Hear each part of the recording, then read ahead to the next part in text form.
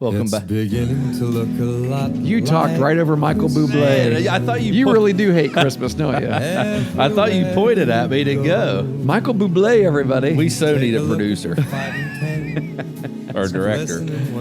We're trying to overlay this music live. You know, we don't usually do it live. But Hey, episode 3 will be a lot better the third day. Welcome back, everyone, to the Coaching Life podcast. This is our second day of our 12 days of coaching. And we're going to talk about social media use real quick, Coach. social media use. What do you think? What's your immediate thoughts on social media? Well, in general or in coaching? Let's talk about it in coaching. Good thought, yeah. You know, well, and this relates to in general as well. I think there's good and bad. I think when you look at social media, if you were to take a sheet of paper and write social media at the top of it, you could say, okay, good over on the left side, bad on the right side. Let's list the pros and cons. And I think when you look at social media in its usefulness in the good side of things, it's a great means of communication. Yeah. If you want to get word out, and you know everyone is using Twitter, or everyone is using Facebook, or any number of things. It seems like Instagram might be the popular one today among a lot of the younger folk. Snapchat. They all have a Facebook account, but that's just for their grandparents to see. They don't really use it. So Yeah, that's for sure. but communication actually, that's a positive thing. I think you can use social media to encourage. I try to use my social media primarily for encouragement and for promotion, publicity. Just saying, hey, here's some things that we got going. We use social media basically to promote our podcast, and I use it to promote my book. And You can reach a lot of people real easily. yeah, With and, social media. and I'll say this: I think that's the most positive thing, and that I've personally discovered is just the connections, the networking, the people that I've met through social media has been phenomenal. There are people that I know today. Like I say, I know them, but I've really only had conversations with them over social media. Right. But we have pretty good conversations. You can have a really good conversation with people over social media that you would have never met before. That's very true. I have that same experience. There's actually people that I text now. We've moved from from Twitter. I spend a lot of time on Twitter. Yep. From Twitter to texting, and we talk a lot. And most of those for me are coaches. I follow a lot. I mean, you can choose who you follow. Sure. And so follow a lot of coaches, the people I have things in common with, and boy, you can learn a lot. Absolutely. Back and forth. So, yeah, definitely. All right. When I think of social media, I think back to our guest Nathan Rourke. How he mentioned he shuts down social media during the season. Yeah, how it can be a negative thing for him. It can be a negative personally. thing. Yeah. Well, because there's a lot of opinions out there that float around, and but you remember Nathan actually he flipped the script on that. He said it wasn't necessarily about the negative; it was more about the positive. Yeah, that's true. He didn't want to get For him personally, the things that he struggled with wasn't the negative comments. In fact, he said, I don't know if he said it on the podcast, but he's told me before that the negative comments actually drive him. Yeah. It Yeah. motivates him to want to prove people wrong. Right. But he said sometimes he can allow the positive things that people say about him to get to his head, and maybe he's afraid it would cause him to relax a little bit too much and think, oh yeah, I'm doing pretty good. Yeah, definitely. He always wants to push himself to be better. It can definitely be a distraction. But I think, one of the things that I wanted to touch on with this is for the players out there, just to understand, and it's not just for players, it's for any student, it's for anybody that has a position of, I would say that, is seen easily. Anything like this could come back. Basically, anything you post can come back and haunt you, and it starts at a very young age. And I would point to the Buffalo Bills quarterback Josh Allen. He had some trouble in the draft when they were going to draft, and it came out like a night or two before the draft happened, where he had posted something on Twitter from he was 13 or 14 years ago. old. Yeah.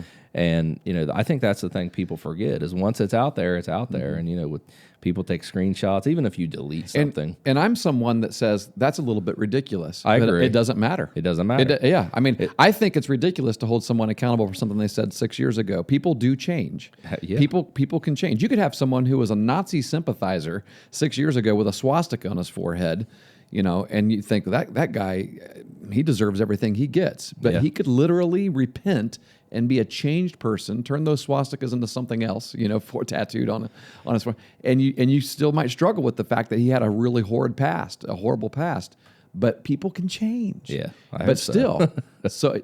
Yeah. I mean, if you not, want I'm that. You lost want too. to see the fruit of that as well, right? True. I Yeah, hope. right. Yeah, I know what you're saying. Yeah, I hope so as well, because we're all lost if not. But the fact is, even though we know that, it doesn't matter. We live in cancel culture today. Well, that's a good word. I actually heard that watching a video last night. Yeah. It was about the Browns actually, but yeah, I think just to point out, Was it like canceling the rest of their season? Is it? it was about Myles Garrett. We could have an episode about that. I think we were going to talk about unethical behavior, but Yeah. there's a big story to that though. Don't let me drown Myles right so quick. So, but I think the point of people just recognize that, one, you can make bad decisions quickly. Yeah.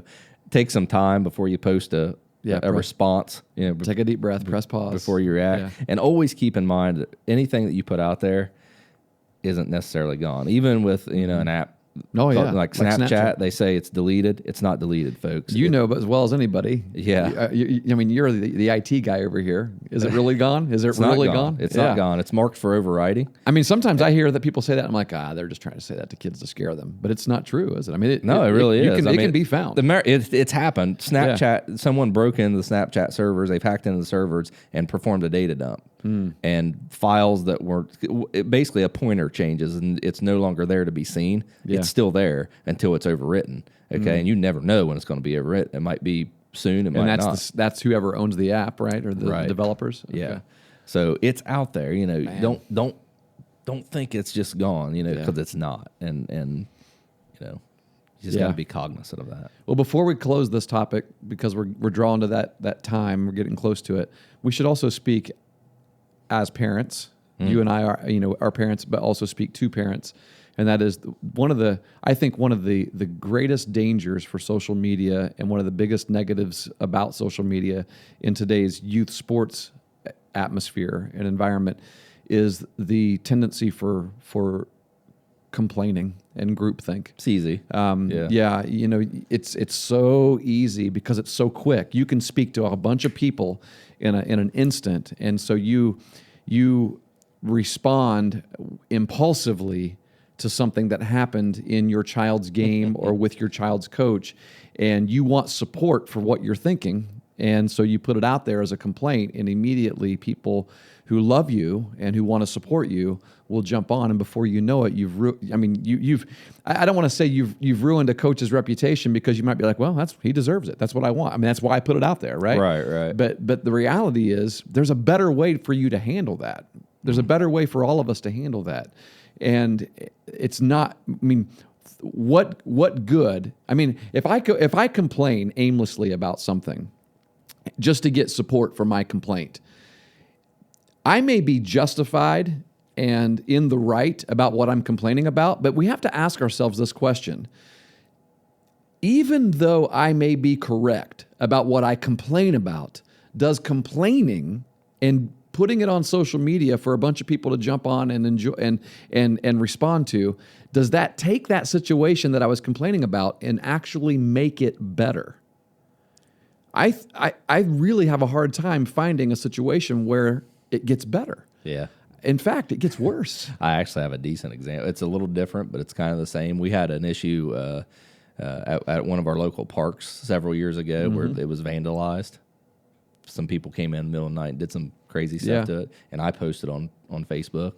I was angry, calling them out. Yeah. My dad called me up and said, "Hey, dummy, you just made them famous. They're happy about that now." Oh wow, that's you- what they wanted. Yeah, I was like, oh. So sometimes it doesn't Yeah. have the Doesn't have the result effect that you think it's going exactly. to. Yeah, Yep. great point. Well, I hear Michael Bublé, so See you next time. that means it's time to wrap this one up.